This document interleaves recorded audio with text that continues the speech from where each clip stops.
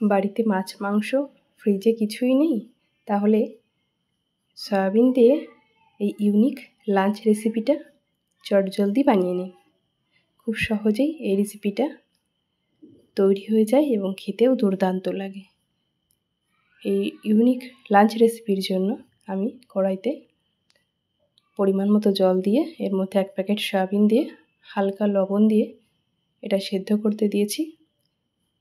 সয়াবিনটা সেদ্ধ হয়ে এলে এটা আমি জল ঝরিয়ে একটা পাত্রে রেখে দিয়েছি। এরপর এর মধ্যে দেওয়ার জন্য 2টো মাঝারি সাইজের আলু কেটে নিচ্ছি একটা বড় পেঁয়াজ। পেঁয়াজটা এভাবে কুচিয়ে আমি রেখে দেব। এরপর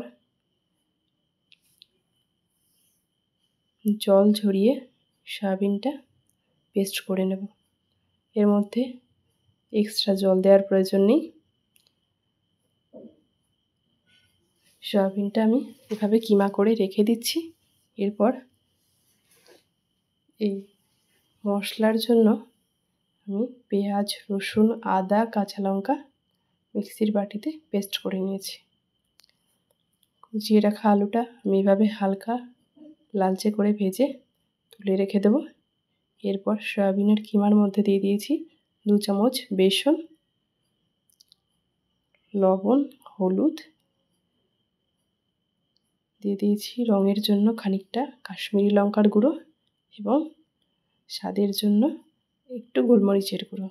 এই সমস্ত উপকরণটাই বেশ ভালো করে হাতের সাহায্যে মেখে নিতে হবে।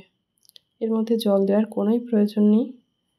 এভাবে সুন্দর একটা শেপ তৈরি করতে হবে। দেখে মনে হবে যেন কাটলেট শেপ।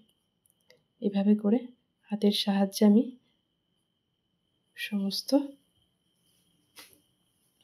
কিমাটাই এভাবে একটা শেপে তৈরি করেছি। এরপর কড়াইতে বেশি করে তেল দিয়ে সেই তেলে আমি এই সয়াবিনের কাটলেটটা বেশ ভালো করে হালকা লাল করে ভেজে নেব। সয়াবিনের কাটলেটটা ভেজে এভাবে তুলে রেখে দিয়েছি একটা পাত্রে।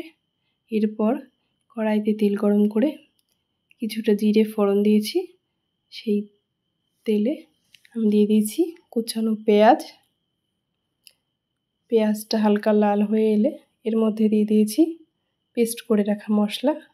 মশলার মধ্যে দিয়ে দিয়েছি পরিমাণ মতো লবণ, হলুদ, কিছুটা জিরে গুঁড়ো এবং রঙের জন্য কাশ্মীরি লঙ্কার গুঁড়ো। এই সমস্ত উপকরণ বেশ ভালো করে কষিয়ে নিতে হবে।